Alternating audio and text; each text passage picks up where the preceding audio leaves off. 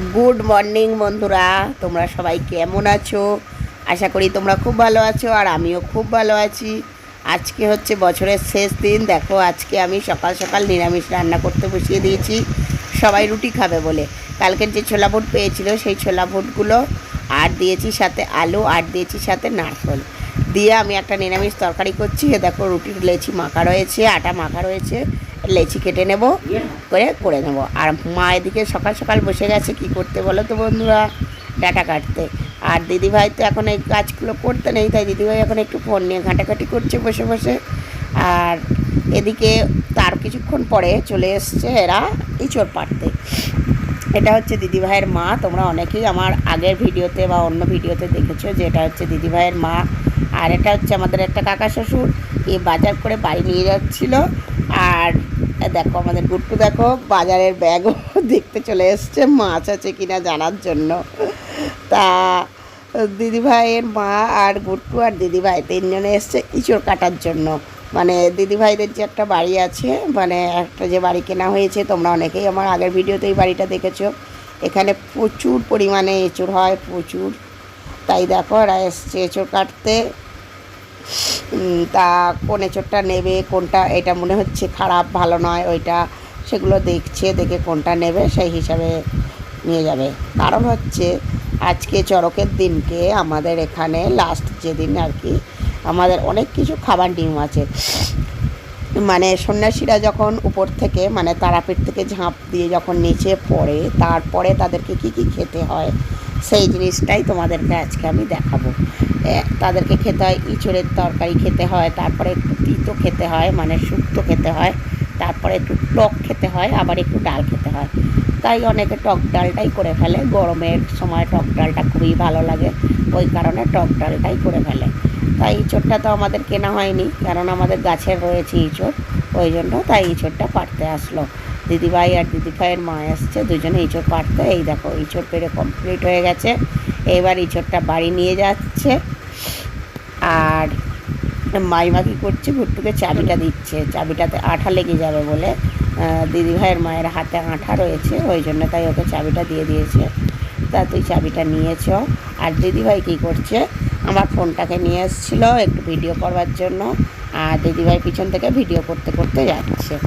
বাড়িতে এসে মাইমা কী করলো, এঁচড়টা কেটেই নিল একেবারে বসে বললো আমার হাতে যেকালে এঁচড়ের আঠা লেগেছে আমি কেটে নিই। আর মা এদিকে শুক্তো রান্নার সমস্ত জিনিসটা কেটে কুটে দিল। আর আমি এদিকে কী করেছি, মুসুর ডালটা বসিয়ে দিয়েছি। মোটামুটি তাড়াতাড়ি রান্না করতে হবে, রান্না করে খাওয়া দাওয়া করতে হবে। ওরাও আজকে রান্না করবে। আর এদিকে আমরা সিদ্ধ বসিয়ে দিয়েছি গ্যাসের উপরে। দেখো রান্না কমপ্লিট হয়ে গেছে আমার। এই দেখো ডাল, টকের ডাল কমপ্লিট। এখানে আলু ভাজা করেছি, মায়ের জন্য উচ্ছে ভাজা, কারণ মায়ের রিসেন্টলি সুগার ধরা পড়েছে। ওখানে শুক্তো আছে, আর এখানে আছে ইঁচড়ের তরকারি। সমস্ত পদটাই নিরামিষ হয়েছে। অনেকে বলে মুসুর ডাল আঁশ, কিন্তু আমি এদের মুসুর ডালটাই খাই, মানে নিয়ম হয়ে যেটা আসছে সেটাই। আর ওদিকে ভাতও কমপ্লিট, পুরো সব রান্না কমপ্লিট। মাইমা আর আমি দুজনে মিলে রান্না করেছি। আর দিদিভাইয়ের কী করেছি, দেখো ওরা যে চারজনে খাবে ওদের খাবার পত্র সব গুছিয়ে দিয়েছি এখানে। আর দিদিভাই সব রেখে দিয়েছে এখানে ঢাকা দিয়ে, ওগুলো ওরা রাতে এসে খাবে। তারপরে খাওয়া দাওয়া করে সবাই মিলে একটু শুয়েছিলাম। তারপরে এখান থেকে যখন অ্যানাউন্স করলো, আমরা তখন মন্দিরে চলে আসলাম। এখানে চড়ক হবে আজকে। এখন কি হচ্ছে বলো তো বন্ধুরা, এখন হচ্ছে বাতাসা ছড়ানো, বাতাসা, লজেন্স, ফল, যে যেটা পারছে ঠাকুরের নামে উৎসর্গ করছে, করে হরির লুট দিচ্ছে। দেখো সবাই কুড়োচ্ছে, বাতাসা কুড়োচ্ছে, আমিও কুড়োইছি কটা বাতাসা, আমি সেরকম বেশি কুড়োইনি। পাশে দাঁড়িয়ে দাঁড়িয়ে ভিডিও করছিলাম। দিদিভাই অনেকটা বাতাসা কুড়িয়েছে আজকে। দিদিভাই, আমার ছেলে আর সৃজনী তিনজনে মিলে অনেকটা বাতাসা কুড়িয়েছে। আর দেখো লোকের ভিড়টা শুধু একবার তোমরা দেখে নাও, এটা মানে সবে শুরু। এখন তো সারা রাতটা পড়ে আছে, রাত্রি 11টা পর্যন্ত চলবে। এটা মানে সবে শুরু হয়েছে, জাস্ট ভিড়টা শুধু একবার তোমরা দেখে নাও। আর আমি বাড়ি চলে এসেছিলাম বাতাসাগুলো রাখার জন্য, কেন ব্যাগ ভর্তি হয়ে গেছে, এবার ওরা যাবে স্নান করতে। সেই কারণে আমি বলছি যে আমি বাড়ি যাই, গিয়ে রেখে আসি। অতগুলো বাতাসা আর ইয়ে হয়েছে। তারপরে আমি চলে গিয়েছিলাম মুরগিগুলোকে তুলতে। আমার ওই বাড়ি যে মুরগি আছে তোমরা সকলেই জানো, ওগুলোকে আমি তুলতে গিয়েছিলাম। এসে দেখি এখানে সব কমপ্লিট হয়ে গেছে, অনেকটাই দেরি হয়ে গিয়েছিলো। মুরগি তুলে ঠাকুরের সন্ধ্যা প্রদীপ দেখিয়ে তারপর তাই আসলাম। এসে দেখি মোটামুটি সন্ধ্যা হয়ে গেছে। আর এখানে যে একটা কুমির তৈরি করে সেটা আর আমি তোমাদেরকে দেখাতে পারলাম না, সেটা কমপ্লিট হয়ে গেছে। কিছু করার নেই বন্ধুরা, আমার আগের ভিডিওতে আছে, তোমরা একটু দেখে নিও। আগের বছরের যে ভিডিওটা পোস্ট করেছিলাম নীলের দিনে, তা এখন এরা কুমিরটাকে চটকে দিয়েছে, দিয়ে কাদামাটি করে আর গন্ডি কাটছে আর কি ঠাকুরের কাছে। যারা যারা প্রত্যেকটা সন্ন্যাসী ঠাকুরের কাছে গন্ডি কাটবে, একজনও কিন্তু বাদ যাবে না। আর এমনই একটা নিয়ম যে বাদ যাবে কিন্তু সত্যি ঠাকুর মানে খুবই জাগ্রত, আর বাদ দেয় না, সবাই কাটে। আর এই যে বালতি রাখছে, এই বালতিগুলো কেন রাখছে জানো? আমিও রাখবো একটু পরেই বালতি। এই বালতিগুলো রাখছে লাইন দেওয়ার জন্য, মানে সন্ন্যাসীর মাথায় জল দেবে বলে, তাই লাইন দেওয়ার জন্য।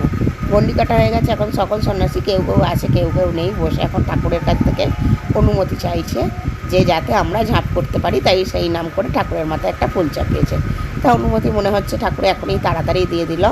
তা দেখলাম নাকি যে ফুল পড়ে গেছে, ওই দেখো ভিতরে মূল সন্ন্যাসী একজন গেছে, গিয়ে ঠাকুরকে প্রণাম করছে। আর এই দেখো সব লাইন দিয়ে দেখো কীভাবে দাঁড়িয়ে পড়েছে, আমিও কিন্তু লাইন দিয়ে দাঁড়িয়েছি। আমি মাথায় জল দেবো না সন্ন্যাসীদের, আমি কেন উপোস করে নিই, দিদিভাই দেবে। এই দেখো আমি লাইনে দাঁড়িয়ে রয়েছি, আমি এখন আপাতত দাঁড়িয়েছি দিদিভাইয়ের লাইনটা রাখার জন্য। দিদিভাই গেছে কাপড় ছাড়তে। দেখো প্রত্যেকটা বাড়ির মানুষ কিন্তু সকাল থেকে একদম উপোস করে রয়েছে, আর উপোস করে সন্ন্যাসীদের মাথায় জল দেবে বলে রয়েছে। দিদিভাইও কিন্তু উপোস করে রয়েছে সন্ন্যাসীদের মাথায় জল দেবে বলে। সবাই সবাই শুধু আমাদের বাড়ি না, দেখো প্রত্যেকটা মানুষ কিন্তু জল দেবে বলে সন্ন্যাসীদের মাথায় উপোস করে এখানে দাঁড়িয়ে রয়েছে ফল আর জল দিয়ে। এইবার এখন মূল সন্ন্যাসী উপর থেকে ঝাঁপ দিয়ে পড়ছে, তোমরা একটুখানি দেখে নাও। তারপরে কিভাবে সবাই জলটা দেয় সেটাও আমি একটু তোমাদেরকে দেখাবো। দেখো জালের ওপর পড়ে গেল মূল সন্ন্যাসী, এবার ওনাকে সবাই ধরে তুলে দিল, জালের নিচে দিয়ে বেরিয়ে গেল। জালের নিচে দিয়ে বেরিয়ে গিয়ে এবার উনি কী করলো, গামছাটা একটু ভালো করে ধুয়ে এই কোমরে বেঁধে টেঁধে নিল। নেবার পরে তারপরে দেখো ওই যে লাইন দেওয়া ছিল, লাইনের মাঝখান দিয়ে আসছে, পরপর যত সন্ন্যাসীরা আছে সবাই উপর থেকে ঝাঁপ দিয়ে পড়বে, আর এইভাবে লাইনের মাঝখান দিয়ে আসবে। আর ওদের বালতিতে আছে জল আর গামলাতে আছে ফল। জল আর ফল দিয়ে প্রত্যেকটা সন্ন্যাসীকে ওরা মাথায় জল দেবে, আর খাবার জন্য ওই গামছাতে ফল দেবে, নিয়ে ওটা বাড়ি নিয়ে যাবে ওরা। দেখো কি সুন্দর লাগছে, দারুণ লাগছে কিন্তু এটা দেখতে। এটা আমাদের এখানে নিয়ম, প্রত্যেকটা সন্ন্যাসীকে এটা দিতে হয়। যতগুলো সন্ন্যাসী উপর থেকে পড়বে সবাই এর মধ্যে ঢুকবে, ঢুকে তারপর বাইরে যাবে। আর মেয়েরা কিন্তু উপর থেকে পড়ে না, মেয়েরা জালের তলা দিয়ে মানে জালটা ছুঁয়ে বেরিয়ে আসে। আর এই দেখো কীভাবে লোক জমেছে দেখো, আর এই এত কাদামাটি সত্ত্বেও কিন্তু কেউ বাড়ি যায়নি, সবাই কিন্তু এখানে রয়েছে। আর এই বছরে একটা নতুন সিস্টেম করেছে, কি বলতো, একটা সিঁড়ি তৈরি করেছে। আর ওই দেখো আমার ছেলেকে এবার ফেলবে উপর থেকে, আর একটা নতুন সিঁড়ি করেছে, সিঁড়িটা দিয়ে সবাই উঠছে, নয়তো বাচ্চা কাচ্চা এর ঘাড়ের ওপর দিয়ে ওর ঘাড়ের ওপর দিয়ে ওঠে, খুবই কষ্ট হয়, খুবই অসুবিধা হয়।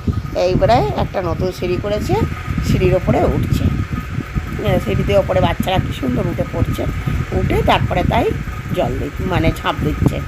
তা দেখে নাও তোমরা আমাদের এখানে চড়ক পুজোটা আরও ভালোভাবে ডিটেলসে যদি দেখাই, মানে কেউ যদি না সন্ন্যাস করে তাহলে হয় কেন, এখানের যে নিয়ম কানুন সবসময় তাদের পিছনে বা তাদের সঙ্গে থাকতে হবে, বা বাড়িতে রান্নার কাজেও থাকতে হবে, সেই কারণে আমি সবটাই তোমাদের কাছে তুলে ধরতে পারিনি।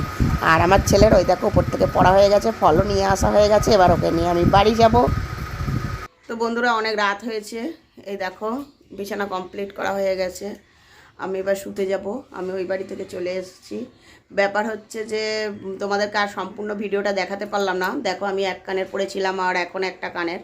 আমি চড়কের মেলা থেকে যখন বাড়ি গেছি, চড়কের মেলা থেকে বাড়িতে গেছি যখন, তখন গিয়ে দেখি নাকি যে মানে স্নান টান করে সব কিছু করে ছেলেকে নিয়ে তখন বাড়ি গেলাম, গিয়ে দেখি এরকম করে চুল আঁচড়াতে গেছি, গিয়ে দেখি নাকি যে কানেরটা অর্ধেক লেগে আছে আর অর্ধেকটা খুলে চলে গেছে।